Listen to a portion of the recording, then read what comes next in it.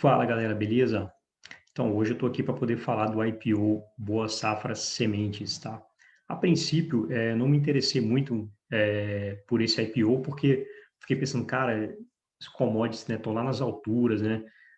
Óbvio que não quer dizer que não vá subir mais, mas é muito cíclico, né, esse tipo de negócio.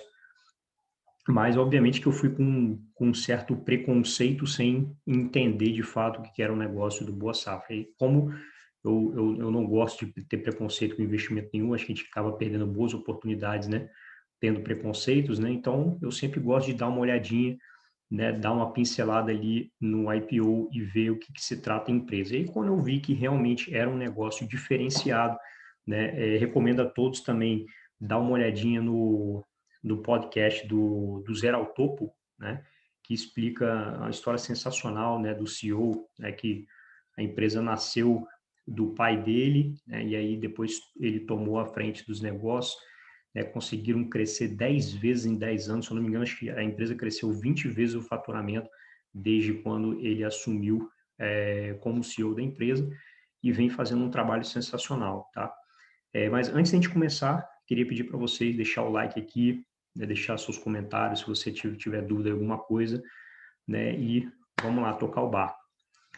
Boa safra, galera. Por que eu acabei me interessando pelo IPO? Porque o modelo de negócio é muito mais rentável e interessante do que os negócios tradicionais ligados a agronegócio que a gente conhece. O que está na bolsa, por exemplo, a gente tem a SLC Agrícola, né, que é uma das mais conhecidas aí, que é produtora de soja, algodão, né? E aí, qual que é o problema desse tipo de negócio? Capital intensivo. Imagina só, né, você tem ali, hoje a SLC até diminuiu um pouco esse CAPEX, né? A intensidade do CAPEX, porque ela mudou um pouquinho o modelo de negócio, né? Antes ela comprava de fato as propriedades, né, para produzir. Então imagina o tanto de investimento que não tem que se fazer, né, com grandes propriedades para poder aumentar a produção, etc. Ao longo do tempo, a SLC foi vendo que isso não valia muito a pena. Como é que a gente faz para a gente tornar o negócio um pouco mais light, mais asset light, né? Para ter menos capital intensivo. Vamos fazer o seguinte, vamos passar a arrendar as terras, né? Então, eles começaram a vender as propriedades e começavam a arrendar aquelas terras, é uma espécie de aluguel ali que você paga para poder utilizar aquele terreno ali, e aí você produz, né, e vende aí as suas commodities, tá? Mas o Boa Safra, galera, é apenas um intermediário nessa história toda, né? Então, ela basicamente, o que é o CAPEX dela? Né? Investimento em estrutura logística, né? Galpões, etc. Isso que é a maior parte do CAPEX dela ali, a produção, né? O beneficiamento das sementes, porque quem produz mesmo as sementes são os parceiros dela.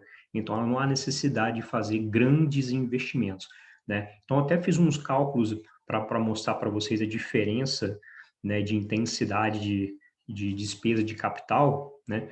Enquanto na SLC, por exemplo, se você pegar o CAPEX que ela teve em 2020 e comparar com o faturamento líquido da SLC Agrícola, você vai ver que foi em torno de 7,5%, né? É muito relevante, tá? É muito relevante mesmo, enquanto você tem na Boa Safra apenas 4,5% do faturamento. E olha que Boa Safra vem crescendo, né, a uma taxa de aproximadamente 25% ao ano.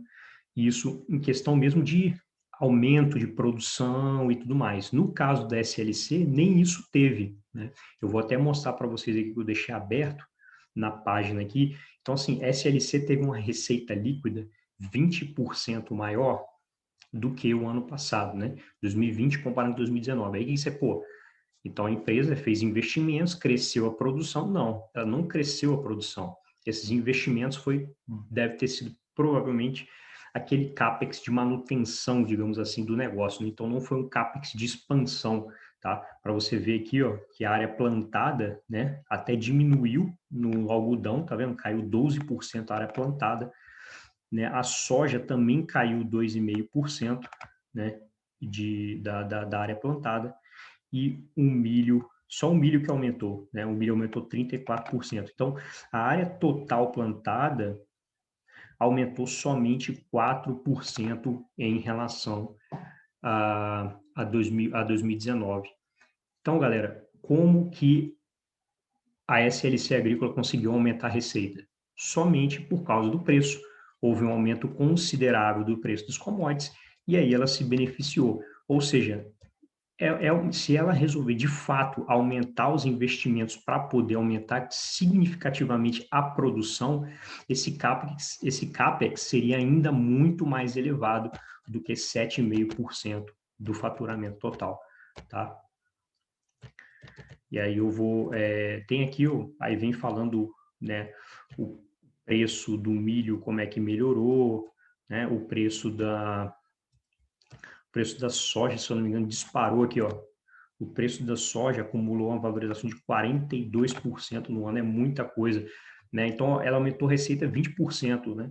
Só nessa brincadeira aí, o quanto que a soja não contribuiu, né? Só o preço, o aumento do preço da soja contribuiu para esse aumento de receita. Então, esse aumento de receita, ele é um aumento de receita mentiroso, digamos assim, né? É somente uma coisa temporária ali que está empurrando, né, os resultados da empresa para cima, né, por causa disso. Então, a gente sabe que vai ter esses altos e baixos aí no negócio o tempo inteiro. Por isso é que eu não gosto muito de investir em produtoras, né, que precisam, de fato, ter o terreno, produzir e tal. Então, Boa Safra, eu vou mostrar para vocês que eles são apenas um intermediário, né, o ROI deles, nos últimos 3 anos, sempre acima de 50%, 50%, 60%, uma coisa impressionante, e eles conseguem crescer bastante com um CAPEX relativamente pequeno, tá? Em relação ao faturamento total. E aí aqui, né, no começo do prospecto vem mostrando que a faixa indicativa de preço, né, ficaria algo em torno de entre 9,90, né, e 12,60.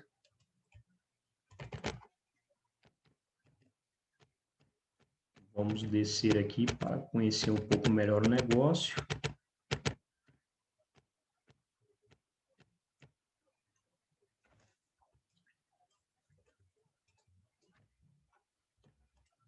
Então, aqui está a visão geral do negócio, tá?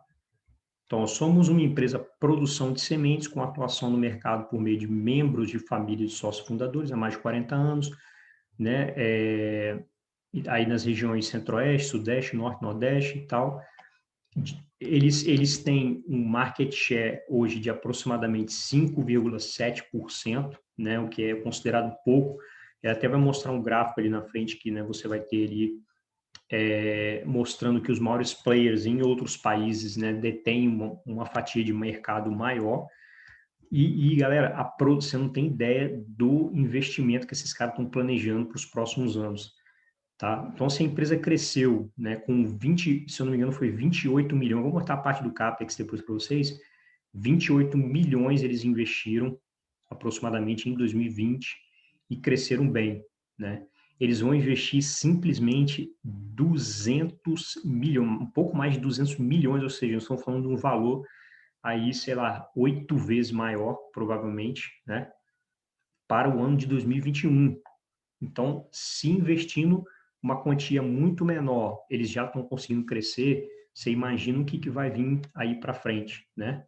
Então, acredito que eles vão aumentar bastante essa taxa de crescimento. Vai ser, nos próximos anos, no meu entendimento, maior a taxa de crescimento do que foi nos últimos anos, tá? E aí, eles fazem como tem, aí você tem os produtores de sementes, né? Que fazem lá a produção das sementes.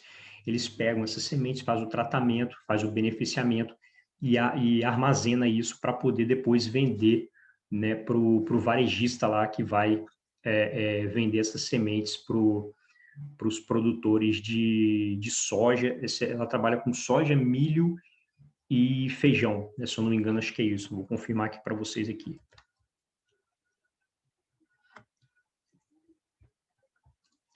Aí, ó, aí ele vem explicando um pouquinho sobre o processamento e beneficiamento. Olha lá.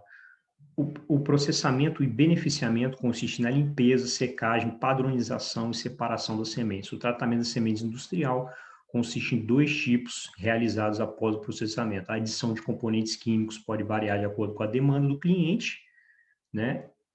E o TSI da primeira geração, acrescido de um composto de 5 moléculas. Então, quando você vê a sigla TSI, significa tratamento de sementes industrial, né? Então, o que é a semente boa safra? Aqui você tem uma noção muito melhor com essa figura aqui, o que o negócio faz, né? Então, ó, a semente é grão de soja, milho e feijão, né, como eu já tinha falado, com características pessoais, recebe cuidado, é beneficiado, tratado, feito para nascer. Dessa forma, vendemos a semente para o produtor rural, utiliza para plantar. Entendeu, galera? Ele é só intermediário, ele pega do produtor da semente, faz o beneficiamento e vai vender lá, né, para o produtor. Mas aí, nem sempre ele não necessariamente precisa vender diretamente, eu acho, para o produtor rural. Ele pode vender também para outras empresas que fazem essa ponte também, né, de repente. Está até escrito aqui, né? Depois que eles acabam, então você tem a fase da intermediação, né, que é isso aqui, a boa safra seleciona os reprodutores de germoplasma e o tipo de semente de acordo com a inteligência do mercado, né?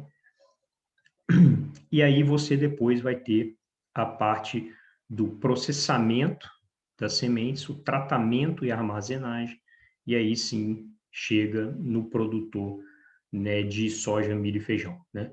Vendas diretas ou revendas, bem como parceiros comerciais vendem sementes e matéria-prima como insumos agrícolas, tá? Então, não necessariamente ele vai vender direto para os produtores, tá? Pode ter ainda mais um intermediário antes, até chegar, né, no produtor, no consumidor final lá dessas sementes.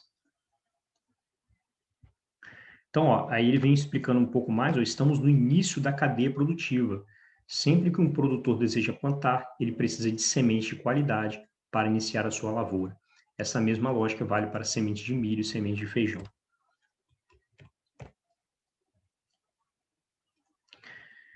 Vamos ver se a gente consegue... Aqui ele explica um pouco a estrutura, né, do Boa Safra hoje, né? Então, ela tem as unidades de produção, né, chamadas de UBS aqui, unidade de beneficiamento das sementes.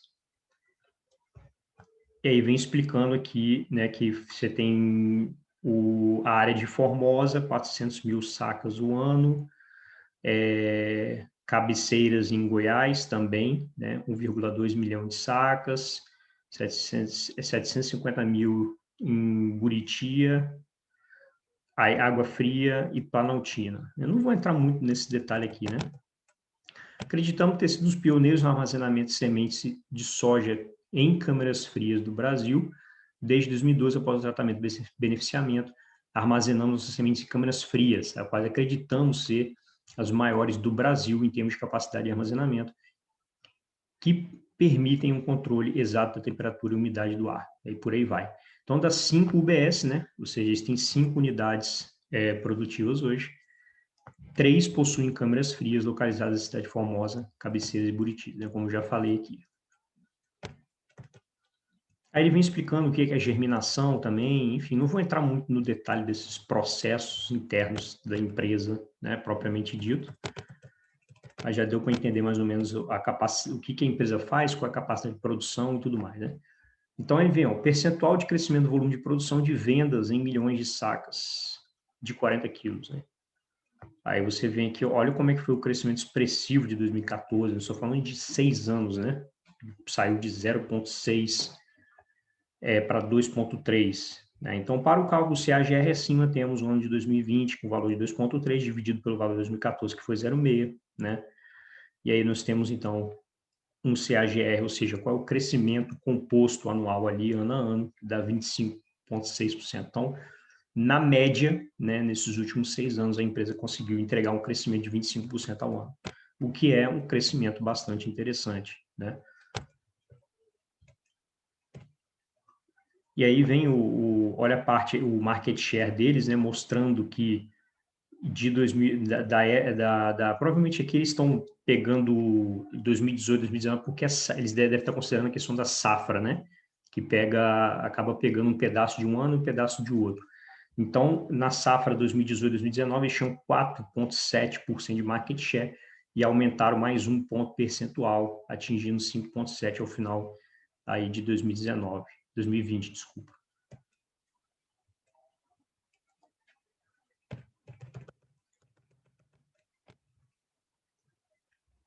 Market share por região, aí a gente pode ver que na região sudeste, né, eles têm mais poder, né, na região sudeste, na região sul eles não têm nada ainda.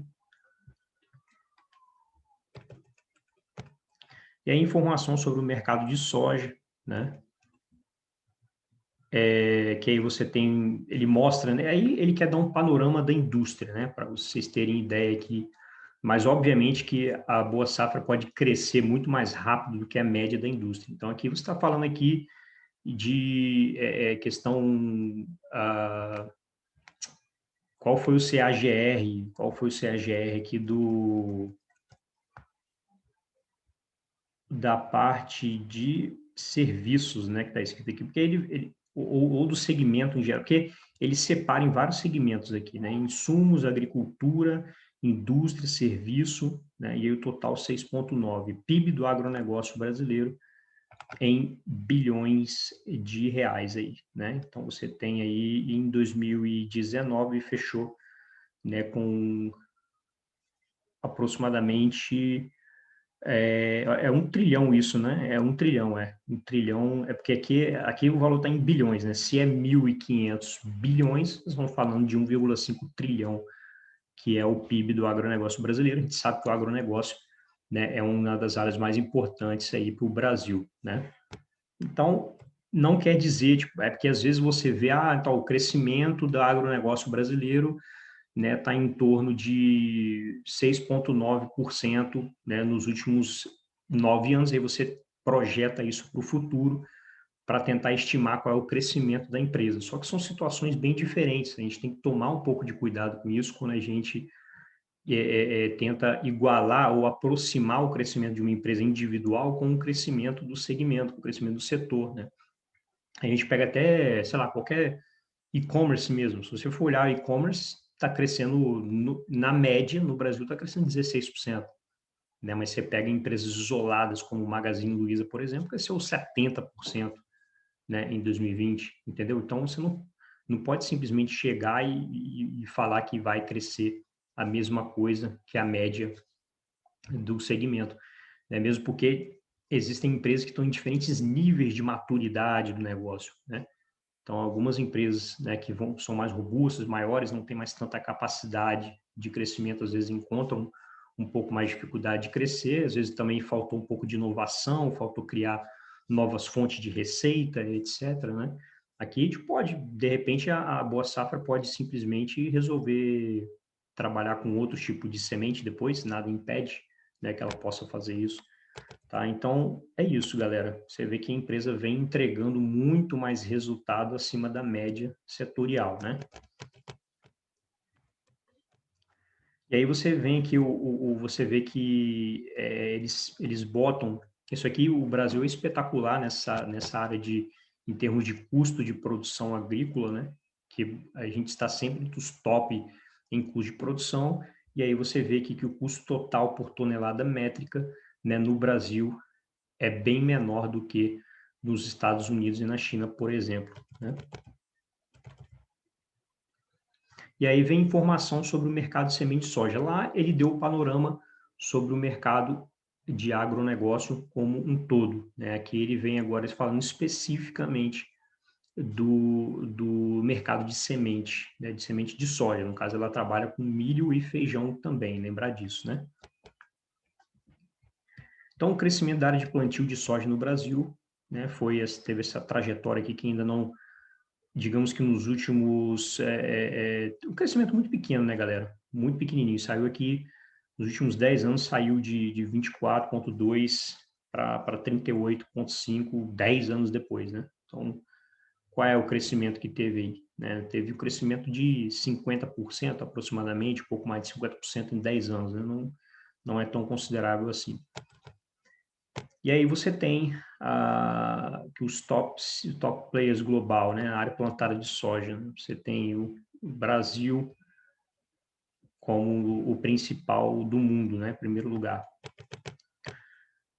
E aí você tem também a parte da concentração, né? Ele tenta mostrar para você, ó, no Brasil, quando você pega as maiores empresas brasileiras, né? Os top 20, ou seja, as 20 maiores empresas dessa área, você tem uma concentração de 37,4%. Enquanto lá nos Estados Unidos você pega o top 3, galera. 3 empresas apenas, né, detêm praticamente 60% do mercado americano. Então, a concentração é muito mais absurda, né? Não tem nem comparação, né? Aí ele vem falando dos pontos fortes e vantagem competitiva da empresa, né? Para mim, isso aqui nem seria exatamente uma vantagem competitiva de fato. Para mim, a vantagem competitiva está muito ligada à gestão, né? Eu gostei bastante do modelo de gestão de negócio desses caras aqui que estão à frente da empresa, da visão deles, entendeu? E no meu entendimento, isso é uma boa forma de se olhar para a vantagem competitiva. Mas você tem aqui também, eles colocam algumas outras coisas um pouco mais técnicas para dizer sobre a vantagem competitiva, né? E aí a localização geográfica estratégica é uma coisa que eles consideram como uma vantagem competitiva. Ele vem falando que a precipitação, né, das áreas da boa safra são muito boas, né? Ou seja, isso induz, né, a uma produtividade maior, e a questão da altitude aqui também. Então, altitude perfeita, pouca chuva na colheita, clima ideal, maior qualidade. Força e pioneirismo da marca, qualidade das sementes, alta taxa de germinação e vigor. E aí vem falando que mais de 90%, né, teve de qualidade na germinação das sementes. Modelo de negócio escalável em razão da estrutura asset-light. Bom, assim, asset-light comparado com outras empresas desse segmento agrícola, a gente pode dizer que é asset-light, mas não é bem assim também tão asset-light, né? Mas, enfim, acho que ele quis dizer asset-light comparado com outros negócios relacionados à agricultura, né? Então, ó, adotamos um modelo de produção em que contamos com produtores integrados, que são donos das propriedades rurais responsáveis pela produção de sementes de soja, milho e feijão. Acompanhamos e prestamos assistência técnica necessária aos produtores, garantindo, assim, um insumo cuja qualidade garantirá a produção de uma semente de alto padrão. Com este modelo de negócio, a Boa Safra não precisa investir em aquisições de áreas de cultivo, olha só o que eu falei com vocês, né?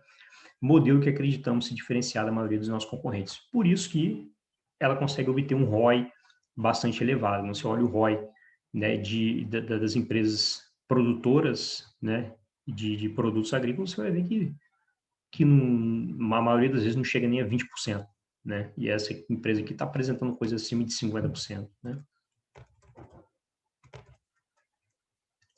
Então, presente em um setor resiliente, com grande perspectiva de crescimento, resiliente porque o custo de produção, por exemplo, é um dos menores, né? Bastante competitivo, tá?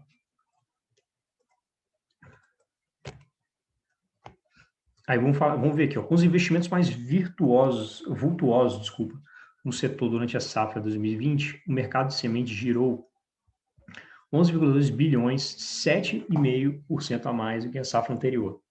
Tá vendo?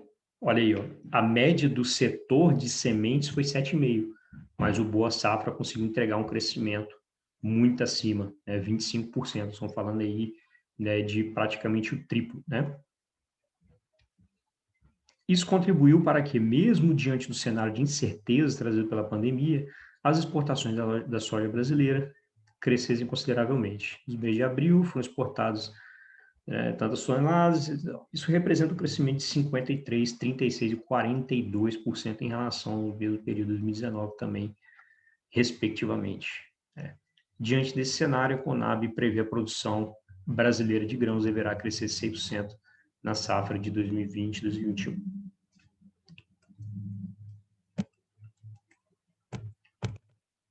Aí, a responsabilidade socioambiental, alto padrão de governança corporativa. Aí vem falando da parte do ROI, que eu falei com vocês, tá vendo? Ele vem destacando esse ROI elevado que a empresa tem. Vem falando, tem a parte que também falando sobre um pouco de governança também corporativa, né? Vem falando da prática de ter 75% dos membros do conselho de administração de forma são conselheiros independentes, né? Que é uma excelente prática de gestão e governança. E aí você também tem a questão dela falando do aumento da penetração do TSI, lembra do tratamento das sementes lá, né? Temos observado crescente demanda por sementes tratadas, né? Cerca de 13, 12, 7% das nossas sementes receberam TSI primeira geração, respectivamente. Dessa forma, tendo visto o aumento da demanda desse tipo de tratamento em razão do benefício e comodidades percebido pelos produtores, investiremos no incremento da produção de sementes com TSI, aumentando a nossa rentabilidade. Pô, se aumentar mais ainda a rentabilidade do que já é, pelo amor de Deus, né? Nosso crescimento por meio de aquisições também poderá contribuir para o aumento de penetração TSI nas regiões de expansão, Norte, Nordeste e Sudeste. Continuaremos estudando, desenvolvendo e investindo em novas tecnologias para entregar sementes de alto nível de qualidade. Política de concessão de crédito, tal, não vou entrar nesses fatores, não. E aí que vem algumas informações financeiras da empresa, né? A empresa vem dando lucro, né, direto aí desde 2018. Essa é a parte ruim das coisas de se investir em IPO, porque você não tem um histórico para trás, né? Então, 2018 já era um ano que essas empresas do setor agrícola já começou a apresentar resultados bons, né? Então, se a gente olhar aqui, por exemplo, vamos abrir o site Fundamentos aqui, que a gente pega a CLC Agrícola, o que seria interessante, que eu gostaria de ver, como que se comportou, por exemplo, a Boa Safra no período difícil que teve, mais ou menos em 2016, se eu não me engano. Deixa eu ver aqui o trimestre aqui.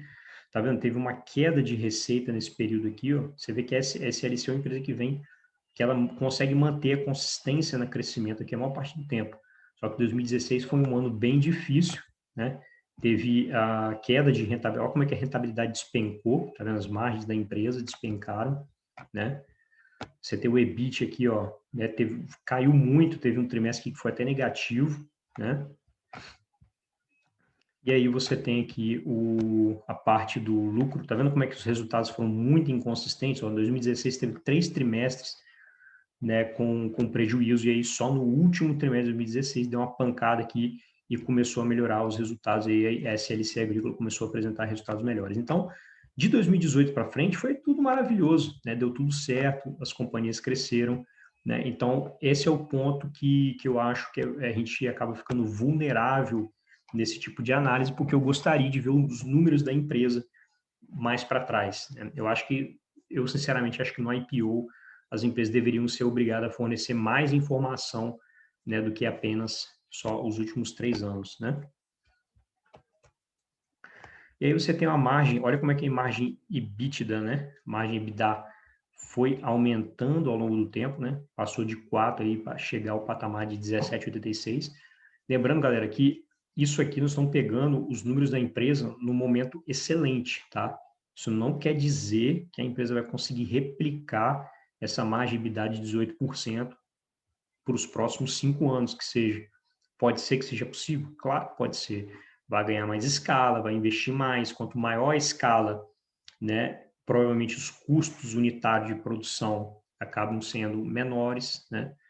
E por aí vai, né? Isso acaba gerando vantagem competitiva para ela quando ela acaba ganhando uma escala muito grande. Então, dívida líquida EBITDA 0,79, tranquilo o nível de endividamento, vai ficar melhor ainda, porque ela vai fazer a oferta, vai captar dinheiro. Eu não lembro nem se, deixa eu ver se deixa eu ver, eu não lembro qual é a parte que vai ser primária, se vai ter secundária. Secundária eu lembro que tem, eu acho que secundária também.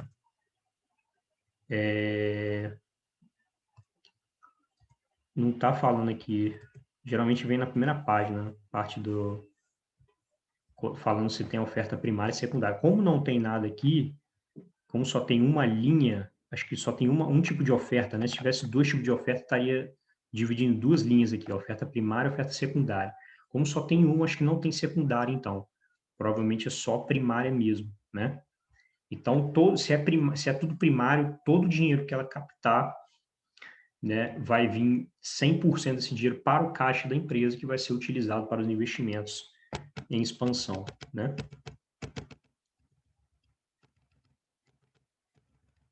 Vamos voltar lá onde a gente estava.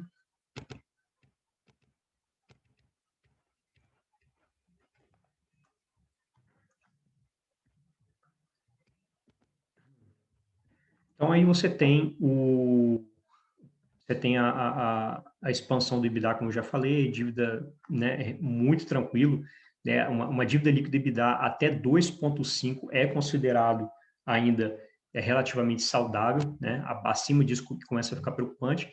Provavelmente, eu vou te dizer que muito provavelmente essa dívida líquida deles vão ficar negativa, porque vai entrar tanta grana aqui, né, a dívida líquida deles é 83 milhões. Vai entrar muito mais dinheiro que isso no IPO, né? Então, essa dívida líquida deles vai ficar negativa, eles vão ficar com caixa muito robusto para poder fazer investimentos e crescer. Então, galera, o que eu queria que vocês colocassem na cabeça é essa coisa da demonização do IPO. Isso é ridículo, as pessoas não podem demonizar o IPO. Né? A IPO é para sardinha, não sei o que. Não, não existe isso. Óbvio que a gente não pode ser negligente a gente tem que ter a consciência, como eu mostrei para vocês aqui, de que a gente não tem tantos dados assim históricos, né? Isso seria muito mais interessante se a empresa apresentasse, por exemplo, 5, 10 anos de resultado histórico, seria muito melhor. A gente conseguiria ver os números, uma trajetória, né, de resultados mais longa e conseguiria ver qual é a consistência disso durante um longo período. 3 anos é muito pouco, né? Mas entenda que a IPO, na maioria das vezes, é uma coisa benéfica para a empresa e também para os acionistas, porque a empresa vai ter mais caixa para investir em aquisições, né? Óbvio que isso eu estou falando de empresas boas, tá? Empresas medíocres vão ser medíocres fazendo IPO ou sem IPO. Né? Mas empresas boas que vêm ao mercado, captam dinheiro, né? Elas vão ficar, elas têm acesso a mais possibilidades. Provavelmente o valuation dela vai ficar mais elevado, né? Porque é uma empresa de capital aberto, fazendo um bom trabalho. E aí, se ela quiser fazer aquisições depois, ela vai ter condição, né, muito mais poder de fogo para fazer aquisição, né, porque como ela tem um valuation muito mais elevado do que as empresas de capital fechado, ela pode, por exemplo, fazer aquisição, né, se aproveitar da situação, né, de valuation elevado para poder, de repente, estar comprando outra empresa através de ações, ou fazer uma emissão, fazer um follow-on, captar mais dinheiro e com esse dinheiro fazer aquisição, né? Então, a empresa ela fica fortalecida de várias formas, né? A governança corporativa geralmente melhora, né? Porque a empresa é obrigada a ser mais transparente, né? Então, o processo de IPO, ele permite que as empresas sejam mais fortes, né? Na maioria dos casos, obviamente, tá? Então,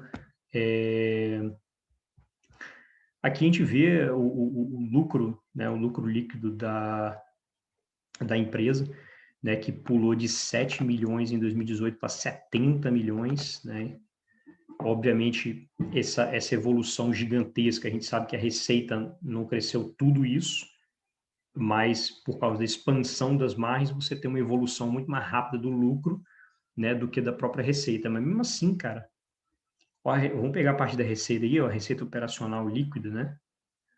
A empresa saiu aí de 311 milhões em 2018 para 588 milhões em 2020. Então, é um crescimento aí bastante expressivo. A empresa praticamente conseguiu dobrar de tamanho aí em 2 anos, tá? Aí vem o organograma societário, que não é surpresa para ninguém, uma empresa muito familiar, né? Tem gente que não gosta de investir em empresas familiares, eu não tenho nada contra, muito pelo contrário, acho até que em certas ocasiões, né, você consegue identificar quem é o dono daquela empresa, né? O cara ali que deu o sangue, que tá, né, passou de pai para filho, o filho continuou a trajetória de sucesso, fazendo um bom trabalho, né? O cara se preparou, lutou, né? Então ali você consegue enxergar, essa empresa tem dono, o dono quer o bem dessa empresa, o cara quer que essa empresa fique 5, 10, 20 vezes maior no futuro, o cara tem sonhos, né?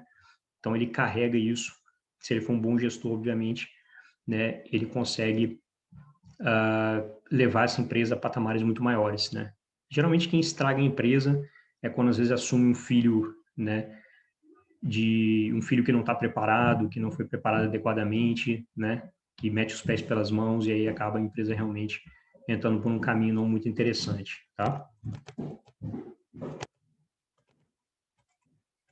Aí fala um pouquinho dos impactos do Covid, né? Não vou muito entrar nesse detalhe também.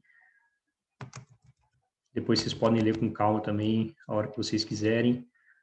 Vem a parte dos riscos, isso é legal também, né? Dos riscos do negócio, principais fatores de risco. Então, risco relacionado à propriedade intelectual de terceiros sobre a variedade, né, de soja, risco na produção, propriedade intelectual. Essas coisas são relativamente óbvias, né, para todo mundo, né? Variações climáticas podem impactar negativamente a produção da companhia e seus resultados, né? A companhia pode ser vinculada a práticas irregulares atribuídas por produtores integrados com os quais, né, tem relação comercial. Né? Quantas vezes a gente não viu isso já, né? Uma empresa, por exemplo, fabricante de roupa que terceiriza a fabricação, né? E aí aquela terceirizada está fazendo práticas ilegais como trabalho escravo, por exemplo, tal. Então você tem que ter não adianta vocês querer ter boa governança corporativa, garantir isso só internamente, né? Você tem que garantir que toda a cadeia produtiva, né, fornecedores até a ponta final, toda a cadeia ali produtiva, né, tenha boa governança e boas práticas. Então é importante também que o Boa Safra garanta que essas empresas parceiras dela também estejam praticando as coisas tudo dentro da lei certinho, né? E aí eu vou para a parte final aqui. Vamos entrar um pouco no detalhe do valuation da empresa, né? Para a gente conseguir entender um pouco melhor se a empresa está sendo negociada com um valor muito absurdo ou não e tal. E aí a gente fecha essa parte aqui. Vamos lá. Ó. Então, após a oferta, né, aqui mostra a modificação da composição do capital social da empresa após o IPO. Né? Então, a empresa vai ficar com 111 milhões de ações, né, após o IPO. E a gente viu ali que a empresa pode ter um teto de até 12,60, né? 12,60 vezes 111 daria 1.400 aproximadamente. Então, a empresa pode ter 1.400 de valuation se ela pegar o teto da faixa de preço, mas obviamente que ela pode pegar menor ali. Então, aí você também tem a questão de lotes adicionais de oferta, que vem escrito aqui logo embaixo, mas enfim, o valuation da empresa deve vir aí, vamos supor, vamos trabalhar com esse cenário, né, que ela venha valendo mais ou menos 1,4 bi, tá? A gente vai aqui de novo nos números dela.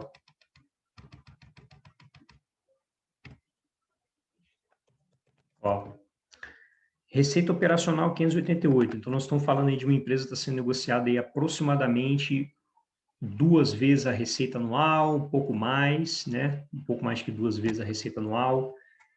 Lucro líquido foi 70, 400 vezes 70, nós estamos falando aí de 20 vezes o lucro líquido anual. A gente não sabe se esse lucro líquido também pode estar com alguma, porque veio muito acima, né, do que vinha sendo essa margem de EBITDA, que foi talvez um pouco exagerada, pelo momento muito bom. A gente não sabe até que ponto ela vai conseguir manter essa margem líquida, né, elevada, né? A margem líquida dela deu 70 dividido por 588, deu aproximadamente 12% de margem líquida, né, que foi muito acima do que vinha sendo nos últimos 2 anos, tá? Então, é difícil imaginar se ela vai conseguir manter essa margem líquida aqui. Mas, enfim, os múltiplos dela na situação atual, né, não parecem ser elevados, né? EBITDA, por exemplo, dividido por o EBITDA de 105, né, 13 vezes o EBITDA, né? 13 vezes o EBITDA atual dela, crescendo, né, tendo caixa, dívida líquida negativa vai ficar depois do IPO, considerando todos esses fatores, né? Considerando o crescimento dela de 25% ao ano, nos últimos anos, né, e com possibilidades, na minha opinião, de ser um crescimento ainda muito mais elevado para os próximos anos, devido ao tamanho do investimento que ela vai fazer para os próximos anos, né? Então, acredito que vem crescimento muito robusto por aí, coisa de 50%, ou até mais, né? Coisa de 50% ou até mais, porque ela vai investir umas 8 vezes mais do que ela investiu em 2020. Então, considerando tudo isso, né, na minha opinião, a empresa apresenta uma margem de segurança interessante, né, e o risco, no final das contas, acaba sendo todo esse cenário positivo, né, que está ocorrendo no setor de agricultura, virar para baixo, né, e aí realmente não tem jeito, vai acabar pegando todo mundo de surpresa, e aí a valorização da ação que a gente imaginava pode ser que não ocorra, né, mas a gente não investe para 1, 2 anos, não investimos pensando em que a empresa pode se transformar daqui a 10 anos. Então, se vier a fase ruim, que venha a fase ruim, vai acabar depreciando um pouco a ação da empresa, né, vai acabar vendo resultados um pouco piores, mas depois, né, tendo uma boa gestão, a empresa continua com sua trajetória boa, né? E aí, vamos lá, só para finalizar a parte do CAPEX, né?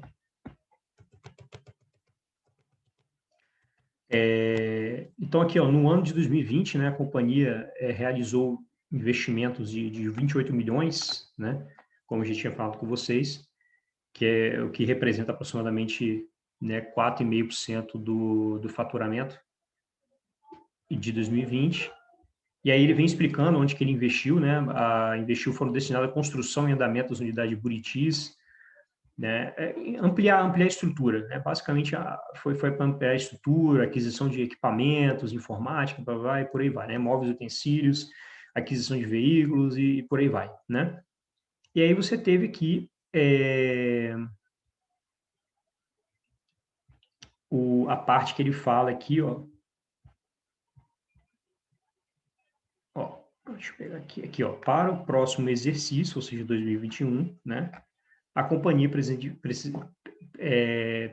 investir 206 mil, a gente está em mil reais aqui, ó. Ou seja, nós estamos falando de 206 milhões, tá? 206 milhões de reais. Em bens de capital, o que está condicionado ao sucesso da sua oferta pública inicial de ações em andamento, tá? Então, a empresa, galera, vai investir aí simplesmente, né, 206 dividido por 28, mais de 7 vezes mais o que ela investiu em 2020, tá? É isso. Espero que tenham gostado aí do vídeo. Até a próxima. Valeu.